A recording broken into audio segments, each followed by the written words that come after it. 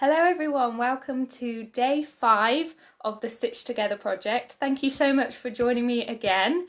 Yeah, and keep the embroideries coming. It's so good to see all your designs. They're really coming along well. Keep going and you're doing really well.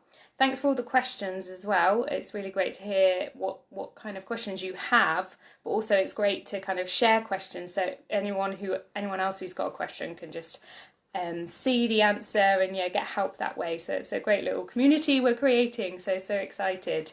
So today, day 5, I'm not actually going to be teaching you any embroidery today, but I am going to be talking to you about how you can display your embroideries ready to send to whoever you want. So at the beginning of this project I mentioned that I thought it would be a really lovely idea that once we've finished our embroideries to actually post them off to people we know, maybe people who we can't see at the moment, just as like a little postcard or as like a little gift, and just a way of spreading the joy around. So that's what I thought would be nice. So today I'm going to teach you about how to display your embroideries in 2 different ways. Good morning, Holly. Nice to see you again. But the other way that I will show you next week is the embroidered hoop display. So if you're waiting to hear about this, then just hold on for next week. Obviously a few of you have finished already, so you might want to take away some of this and start to display your work straight away. But for today, I'm actually going to be showing you how to display your work as a little postcard.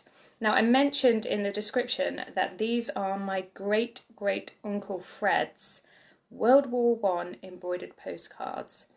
So, and here's another one here. So these are actually over 100 years old, and it was quite common in World War One for soldiers to be able to buy these little postcards and send them back to their families.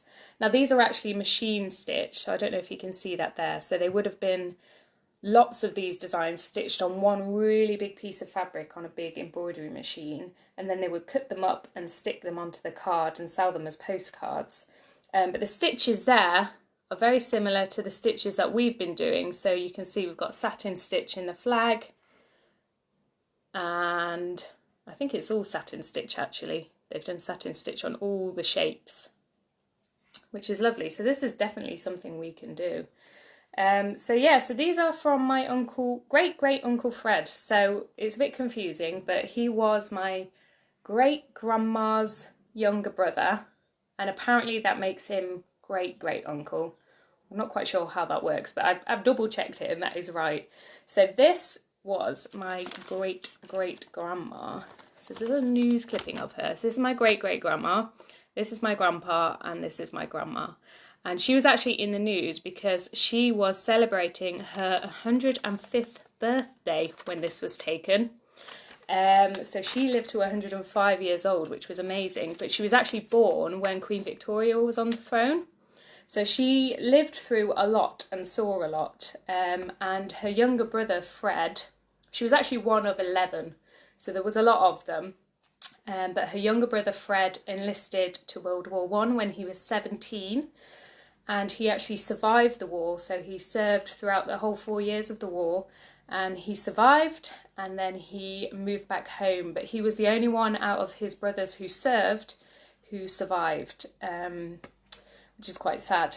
But actually, when he came home, he never worked again after that, and he never got married, but he was described as having a garden that was exemplary.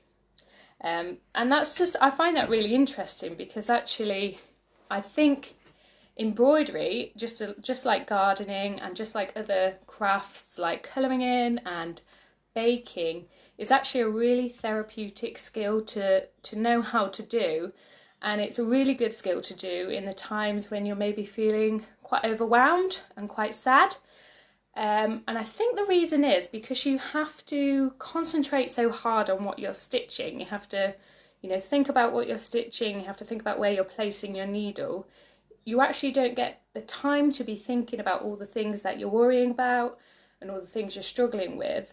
So that's why embroidery is actually a very therapeutic skill to know, and it's a good one to have and to do in the times where you're maybe feeling a bit overwhelmed.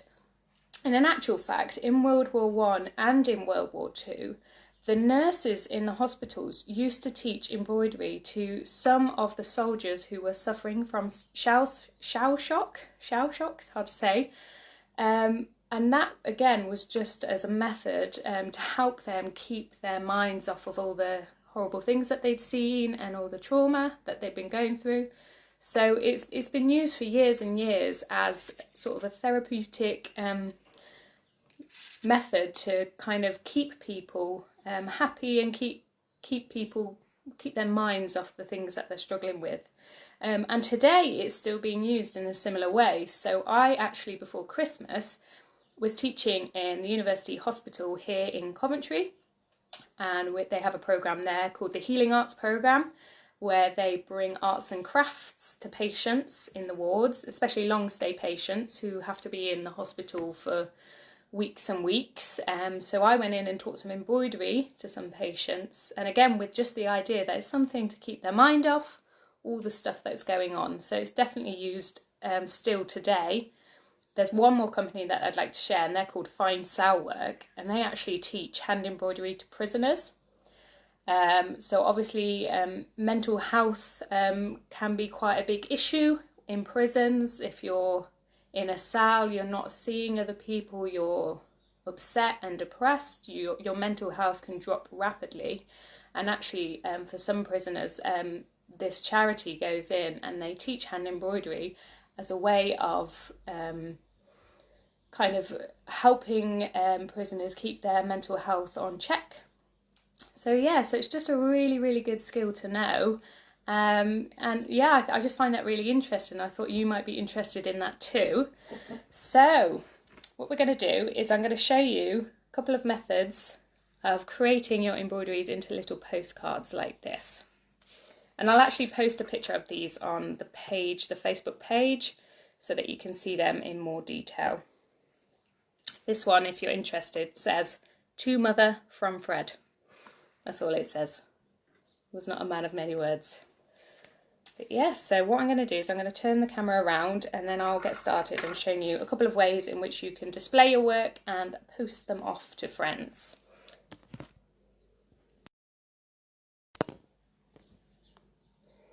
Okay, so hopefully you can see that there. I've got the postcards, I've got my embroidery that I've been working on. Haven't quite finished my chain stitch yet, so I'm going to continue with that later. I'll just move some of this out the way. That's slightly closer up. My great grandma. And this is a photo I found on her 105th birthday. That's my great grandma, that's my dad, and that's me eyeing up the birthday cake. So I thought that was quite funny.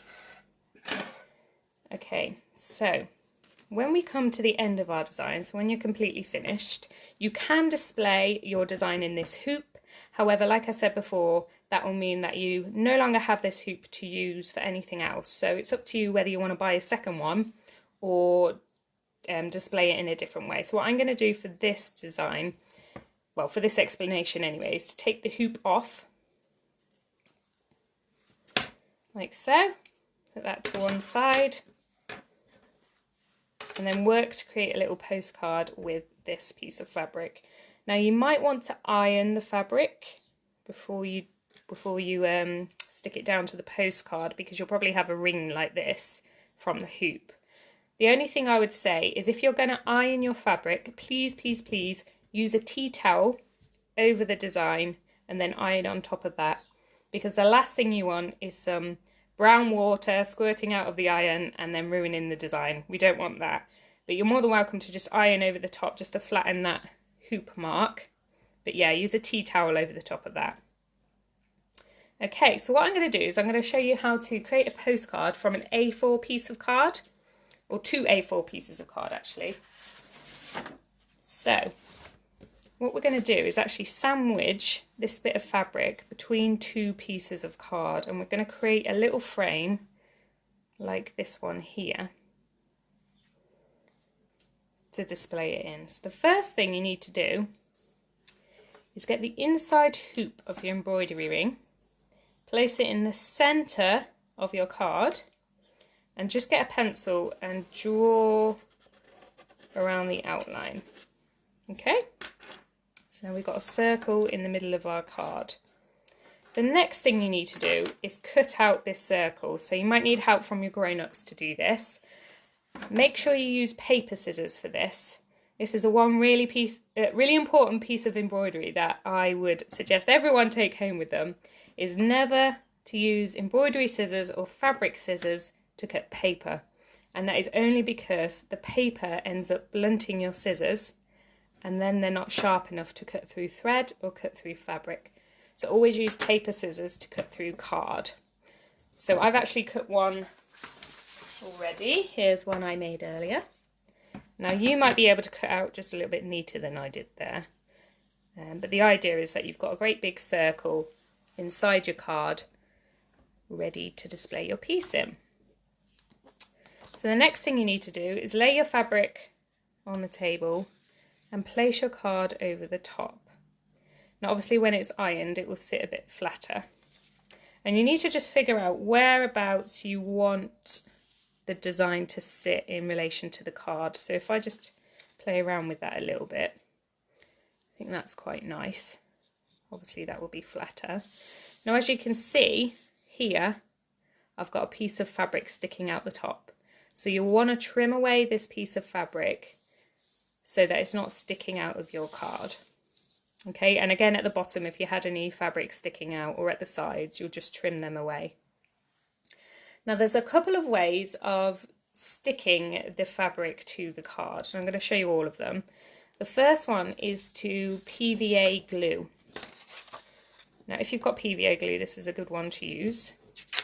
And what we're going to do is we're going to do one at a time. So first what you would do is PVA glue the fabric to the front frame. And then what you'd do is PVA glue the back piece of card to the front piece of card, so they're sandwiched in between. Now if you're going to PVA glue, all I would say is just be really careful, because the glue will spread across the fabric slightly. Because fabric is absorbent, that basically means it can take up water. So if you paint the glue on the sides in a straight line, you will find that it slightly disperses a bit. So just try not to paint too close to your design, because you might end up getting glue on your design like that. So I'm not actually going to paint this one because I'm not finished yet. But what you would do is you'd get your glue, you'd paint around the edge, all four edges of your design. And then you'd get your card, you'd stick it on top and you'd wait for that to dry. Okay? Now the trick is to make sure you wait for it to dry, because if you get too impatient it will come undone and you'll get in a bit of a mess. Once that's done, you'll then turn your design over, so you should then have your card attached to your fabric, like so. And all you do is PVA glue your second piece of card with a paintbrush, and then stick that onto the back. Ignore that circle, so that's what I drew earlier. And then you'd have this back piece of card to write your message if you're sending it in the post, or you could add another letter inside. It's up to you. Now the only thing I'd say about sending a postcard is actually do put it in an envelope, because although it is a postcard, we don't want this to get damaged in the post. So always put it in an envelope just to make sure that this bit doesn't get dirty and it doesn't get wrecked. Also, you can be as creative as you want with this frame. So you could maybe paint the frame if you've got any paints, or colour it in, decorate it in a way that you'd like and that suits your design. Just make it your own. You can go quite creative with this. Okay, so the other way of attaching these two bits of card and fabric together without using glue is by actually stitching them together. Now obviously this is paper, so it does rip. So you do have to be careful if you're going to stitch it together.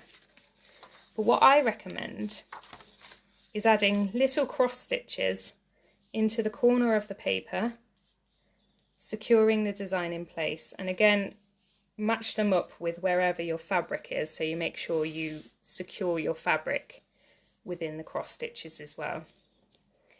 Now you could just start to stitch straight through the fabric, but what I would actually recommend is if you pierce the holes in your card before you begin to stitch. So what I mean by that is actually create the holes that you're going to stitch through first and then stitch through them, and this will just help prevent the paper from ripping. And how I do that is I get a towel, or in this case I've got a rolled up piece of bubble wrap. I get my needle, and again, make sure you have help with your grown-ups to do this because it can be a little bit fiddly and a little bit dangerous. And then all you do is you wrap the edge of your card around the towel or around the bubble wrap, and you just use your needle to pierce a couple of holes into the card. So I've done 4 like that because I know that I'm going to do a cross stitch, 1 stitch that way and 1 stitch that way to secure the thread in place. Okay, and then you do the same with the bottom. 1, 2, 3, 4. And the trick is not to do them too close to the edge because again we don't want them to rip. You place them together and you stitch in between these holes. Now you can use your cotton, that's fine. If you've got any machine thread, I'd say it's slightly better to use machine thread just because it's that bit stronger than cotton thread. So cotton thread is quite soft and can snap easily, whereas machine thread is a lot tougher. It's often made from polyester. So it's just that bit tougher. If you don't have any machine thread and you've got some beeswax, you can wax your cotton thread just to make it that bit more secure. Okay, so what you do is you thread your needle, make sure you've got a big knot in the back, and you'd stitch through the holes in your fabric, in your card. It's a bit fiddly, I don't know if you can see that.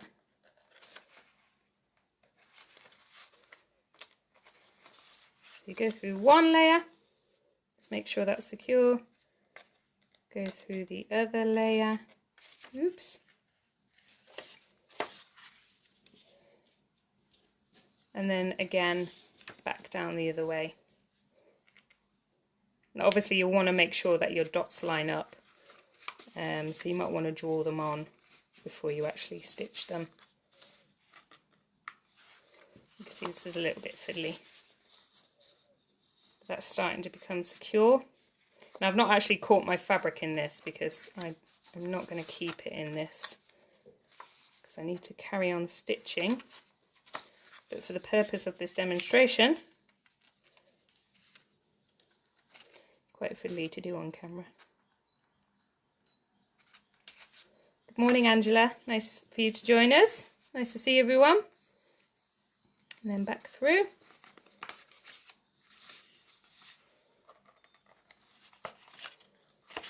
Like so. So we've got a cross. That corner is secure. And again you'd repeat that method along the other sides. If you want to get really creative, you could do a little design in stitches. You could do crosses all the way down. Or you could do crosses all the way around. Completely up to you. So that is another method. It's a bit hodgepodge, so I hope you've been able to get the gist of that. It's quite fiddly. So it's method number 2. Method number 3 is to simply use tape. Now regular tape will work. I've actually got this tape, which is pH neutral tape, and it's a really strong tape. So this is what lots of craft people use, or people who are making prints use. And the idea with this tape is that it's sticky, but it actually becomes a lot more secure after a little while. So all you'd do is the same way with the glue. You'd cut yourself a piece of tape. You'd tape your fabric to your card, like so. and you do it on every side. And then all you'd need to do is tape around the edges of these 2 pieces of card. So you tape down here, you tape down here, up the other side, and across here. And again, it's up to you which method you use. You might want to use a method that you know you've got the materials for. You might want to use a method just to add a bit more detail. Again, you can paint this frame if you want to. It's completely up to you. But that's a really nice way of displaying your work and actually sending it as a letter in the post to someone you know or someone you want to, you know, spread a little joy to. So that is one option. There's one more thing that I want to show you before we finish, and that is actually wrapping your fabric around a piece of board. So I think I showed you maybe yesterday or the day before an embroidery that was wrapped around a piece of card like so. Now this is actually self-adhesive card, so that basically means it's got a sticky bit on the back, as you can see here. Now you can get this stuff from eFrame, so it's an online framers, and they're based in the UK, and they make bespoke frames for anyone, but they also sell these adhesive boards and backing boards and mounts as well. So another option is to actually wrap your fabric around the board and stick it on the back so it's nice and smooth and flat. So I'm going to show you an example with a scrap piece of fabric, because again I don't want to use my hot air balloon because I'm not finished stitching yet. Okay, so what you do is imagine if this is my design. You'd line up roughly, hope you can see that because it's white on white. You'd line up roughly where you want your design to go in relation to the board. Okay, you'd wrap it around just to make sure that your design is in the centre and it's nice and neat, it's where you want it to be. You'd flip it and then you'd peel off the adhesive bit of paper. And I'll post a link to this company so you guys can see. And you can buy your own if you want to.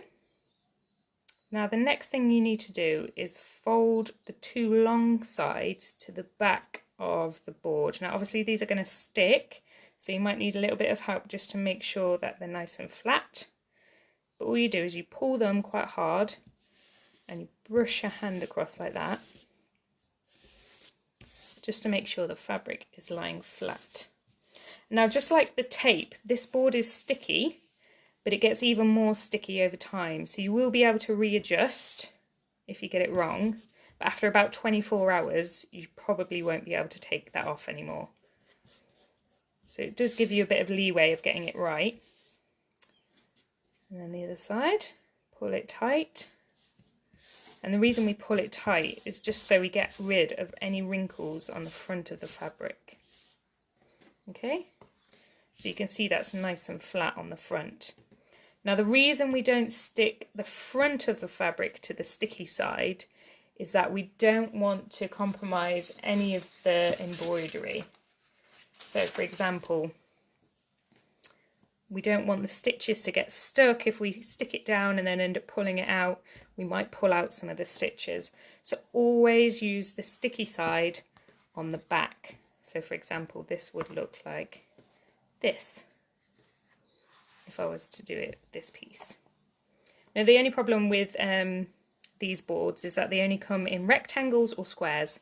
So if you want a circle mount, then it's probably best to do the postcard design method or to display the piece in your hoop. Okay, so that's what that would sort of look like when it's done.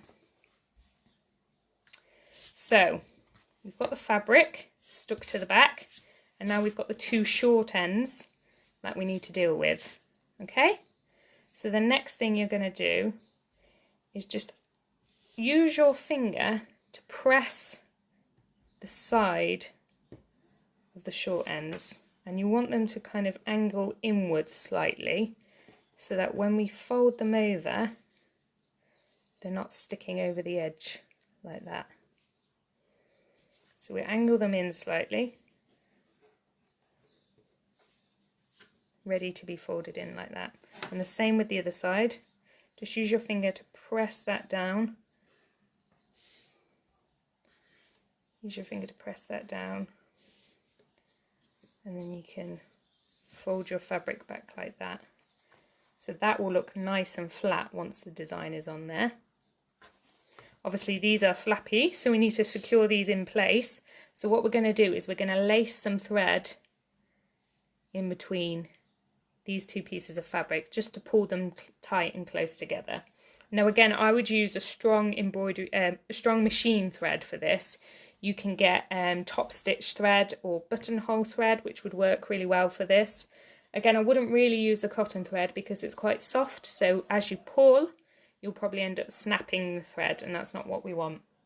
So I'm going to use a black machine thread to do this. So machine thread comes in reels like this, and again you can get it from Hobbycraft. And I'd actually use a slightly thicker one than this. But as you can see, I'm pulling that and it's quite strong. So all you need to do is thread your needle with the end of the machine thread. Now don't cut a length of thread, just keep the thread on the reel like so, and you'll see why in a second. And what we're going to do is we're going to lace the thread in between. So I'm going to start at this end, bring my needle down. And it's a bit fiddly, so you might need some help from your grown-ups with this. And then bring it down on the other side. Oops, my thread's just coming in. Okay. And I'll put links to all these materials in a photo on the Facebook group. So if you're thinking, I'm not really sure where to get all this stuff from, then you will be able to see where I get my stuff from. And again, you don't have to buy stuff for this. It's just an option. Depends how fancy you want to go. Depends what you want the look of your fabric to look like. Okay, so you can start to see these are crossing over. And then you just repeat this all the way to the end. And this is great because now you've got your embroidery on a board, you can actually pop it in a frame. So just have a think before you buy any board, if you're going to buy some, what size you want it to be. Because obviously frames come in standard sizes, so you want to make sure you get a piece of board that will fit in the frame. And sometimes it's good just to go a few millimeters smaller than the actual frame size, because you're going to add a few millimeters when you wrap the fabric around. So you want to make sure that it really fits. Oops. And the reason we keep this thread on the reel is because we'll have to use quite a long piece, and it's quite hard to know how much you'll need. So what I do is I just adjust as I go, sort of like lacing a corset. Pull it and keep going.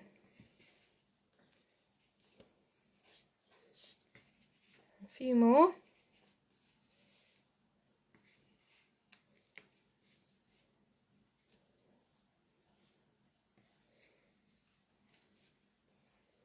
We're nearly there.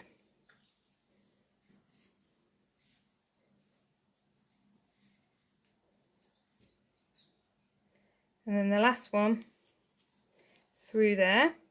Now you're going to need to secure this thread so that doesn't come undone. So what I tend to do is do my 3 little stitches inside here.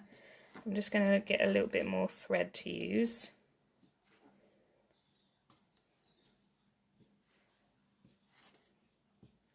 If you don't want to buy any of this board offline, you can just use a strong bit of card, and again use some PVA glue on the back. Always use the glue on the back of the card, not on the front where your design's going to be, just so you don't ruin anything with the glue. So that's nice and flat. We'll just tuck that bit in a bit. Obviously you can do yours a lot neater than I've done in this demonstration. So what I'm going to do with this bit of thread is just stitch it 3 or 4 times through the fabric. Hope you can see that. So we've got 1 little stitch, 2 little stitches, 3. think I'm going to do it 5 times just to be really sure. Okay.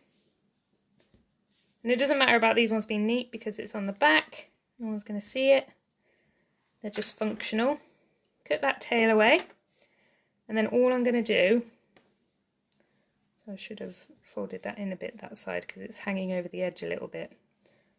So that's okay. So all I'm going to do is just gently pull on these bits of thread like I'm tightening a corset. And this is why you want a strong thread, because if you pull too hard, the thread could snap.